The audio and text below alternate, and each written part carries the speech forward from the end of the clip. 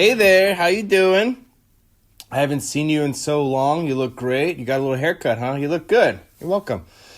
Anyway, hello, back to you, back to me. Let's do it. Rock and roll. Let's see. Welcome back to Jay's Rock and Roll Stories. It's been a while. I'm your host, Jay. It's been quite a while. That sometimes just life gets in the way and just you know what I mean? Anyway, what are we going to do today? We are going to talk about Cheap Trick and their lead guitarist, Rick Neilson. And this episode is a special episode. I'm dedicating this episode to someone who's been in my life for a very long time. It was their favorite band when they were a young human being. And let's see, I'm going to dedicate this episode. We'll keep it anonymous. Let's just say we'll make up a name. This episode is dedicated to Scooter, this episode is dedicated just for you. So, Rick Neilson, Cheap Trick. So I'm getting all of the stories and stuff come from this episode of this edition of Guitar Player magazine from November 1979. And it's pretty much about just Rick Neilson, the lead guitarist of Cheap Trick. Let me just, a really quick thing about Cheap Trick. Let's go over like stats really quick, you could call it. Their single, I Want You to Want Me, that sold 1 million copies. The albums In Color, Heaven Tonight, they both sold over 500,000 copies. Their album, Cheap Trick Live at Budokan, double platinum, which means it sold over 2 million copies. That album was freaking huge. They're really, really big in Japan. And when they toured Japan for that album, the 12,000 seat Budokan Hall was sold out by phone in like 36 hours. Let's do like a description of the band. I always thought, like, looking at the band themselves, if you like a picture of them all together, I've always kind of like, I could describe them as sort of like a thrift store ragtag superhero team. So let's start with their drummer. The drummer's name is Bun E. Carlos. And journalists from that time describe him looking like for example, a 1940s bank clerk, a tire salesman, or a Panamanian coffee exporter. Or, simply, he just looked like J. Edgar Hoover. That's Bun E. Carlos. Their rhythm guitar and vocals, that's Robin Zander. He's like the blonde pretty boy of the band. Sculpted, good looks, expensive duds. The bass player also, Tom Peterson. He's like a good-looking guy, glamorous stage presence. Tom Peterson is also he's the bass player, and he has a collection of bass guitars, just kind of like how John Entwistle from The Who had like a giant. John Entwistle from The Who had a room dedicated to bass guitars. Also, another person who has a lot of guitars is the main topic of today, Rick Neilson, their lead guitar player. Also, lead guitar player, songwriter. Rick Neilson really, this is kind of like his band. He has a giant collection of guitars. He's like the ringleader. You could call him like a carnival barker, you know. The magazines call him as, it was quoted in a magazine saying, Rick Neilson is Jimmy Page with a squirting rubber flower, you know, like the clown with the thing. So he's kind of like a goofy guy, doesn't take himself seriously at all. Rick Neilson is described as the goofiest nerd in study hall. this combination of singer, bass player, like the heartthrob looking pretty boys, and then you have the nerd boy guitar player, and then you have like a schmucky, like a schmuck schlepping around on the drums. So from the beginning, Rick Neilson was playing music since like the mid to late 60s in a band called Fuse, also a band called Grim Reaper, which is a pretty cool freaking name for a rock and roll band. But then that kind of switched over to Cheap Trick, before they got famous. Rick Neilson, he had so many guitars that he was just selling guitars to famous rock and roll stars. Like, he tells a story about in the magazine how he went to a Jeff Beck concert in 1971, and Jeff's guitar slipped off the strap and smashed to the ground, and the headstock broke. So after the concert, he went back. He was able to get backstage, and he was like, "Hey, listen, here's my number. If you're still doing your tour, you need some guitars, give me a call." And they called him, and they bought a bunch of guitars off of Rick Neilson. Like, he was like wheeling and dealing with like guitars. So he sells guitars to, the members of Yes. It's like Johnny, what's his name? Edgar Winter. So during the very beginning of Cheap Trick, late 60s, early 70s, they're doing small clubs, and with and then creating their albums, they get a little famous. They started doing arenas, and Rick Neilson describes doing like what do you like. The question from the interviewer was like, can you describe doing the clubs versus doing arenas? Like, what's the difference between the two? And Rick Neilson says, well, yeah, playing at the arenas, like the food was really lousy. He doesn't take himself seriously at work. Yeah. He doesn't take himself seriously at all. But he's dedicated. Like, this band, Cheap Trick, like he talks about, Rick Neilson talks about in almost all the albums, half of the songs are done in one take. Like, they get together, record one time, and then just like add stuff on it. Like, that's pretty cool. That's where the magic happens, in those one or two takes. Anything after that, it's just like, it just becomes kind of monotonous. It takes the spirit and the soul out of it. So they would like one take, add some more stuff on it. I think it was, I don't remember if it was Oscar Peterson or Thelonious Monk, the jazz musicians, who said, I think it was Thelonious Monk, he said that in the studio, we got two takes. All right, you screw it up on the first take, you get one more. You screw it up on that take, I'm putting your name really big on the back of the record. This is the guy who fucked it all up. I don't know, because there's something just. I mean, I've been in a couple bands. I've recorded and played with other musicians. It's just, if you have a song, that first take, that's the magic one, right? Feels good, Once if you spend the entire day on one song, it's like, oh fucking Christ Almighty, what are we doing? It's not fun anymore.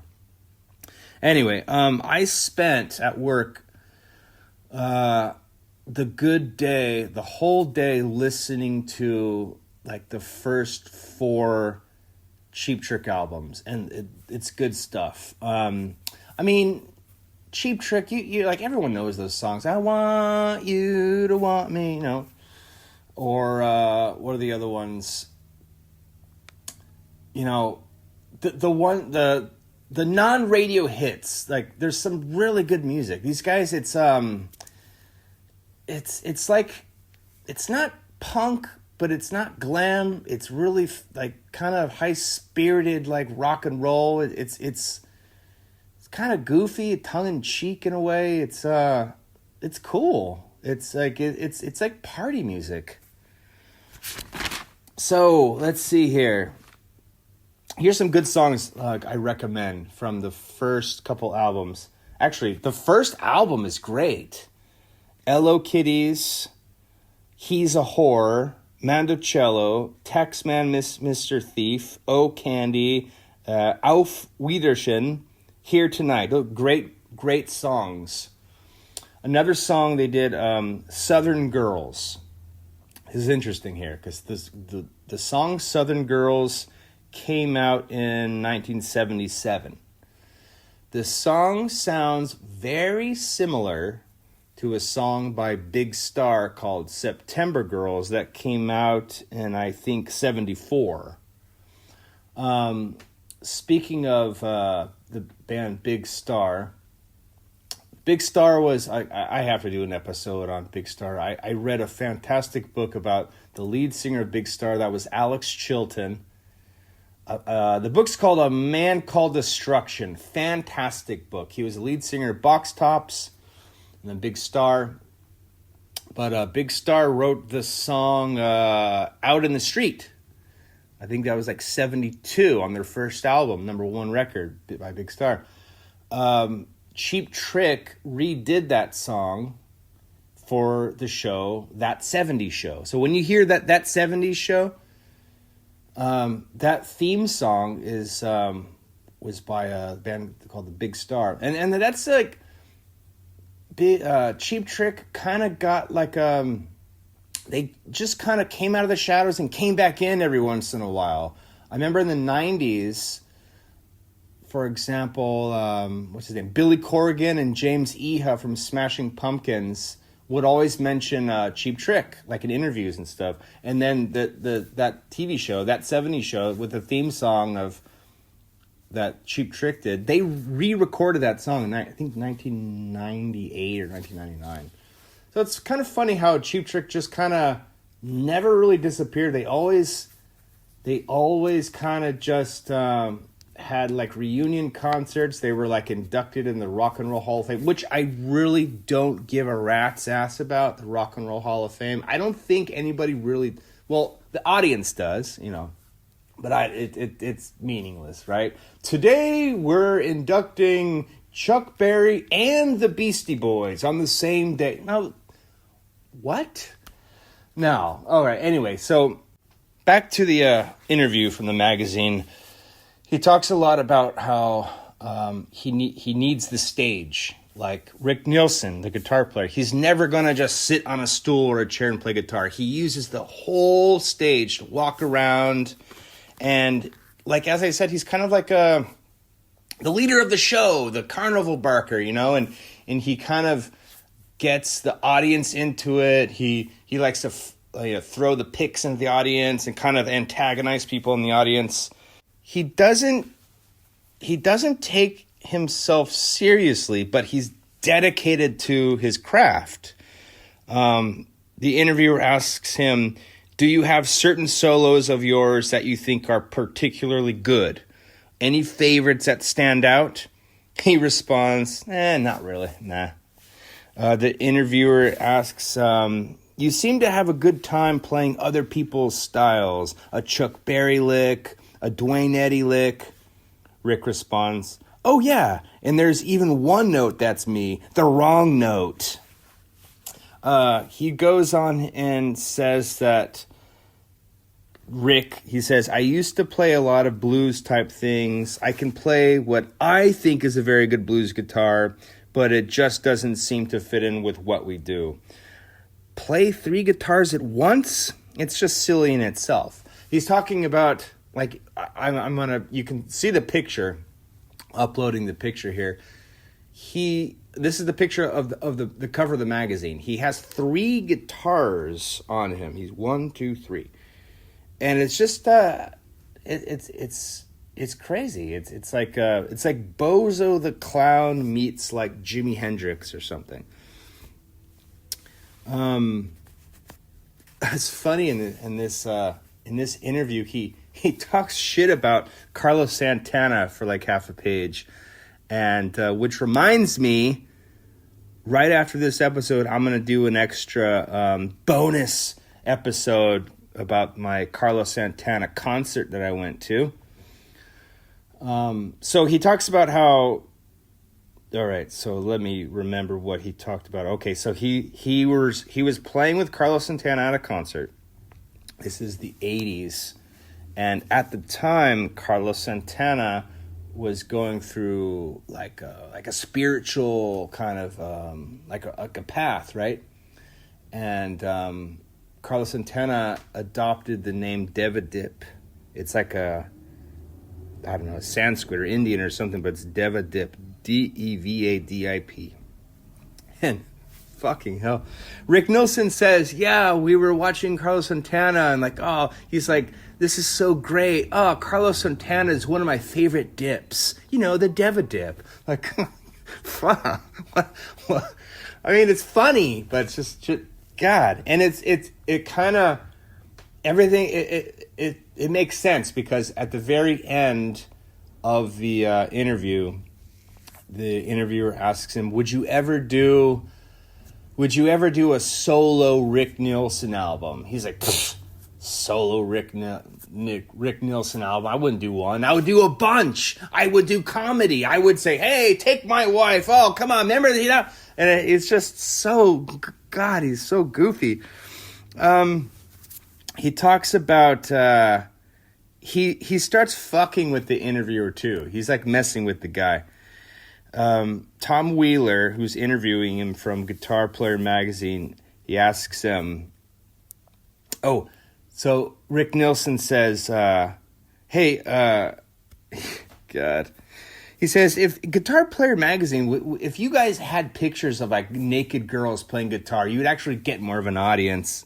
The interviewer just kind of says like, sure, yeah, I'll mention that.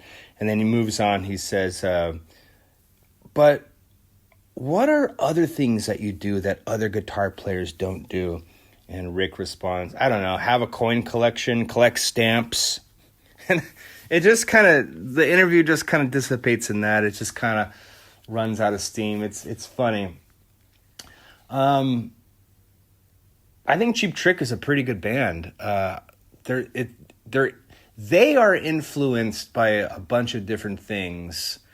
And like I keep comparing them to the band Big Star. If you've never heard the band Big Star, listen to their first two albums. The first album is number one record, 71, 72. And then the second album was Radio City, 73, 74.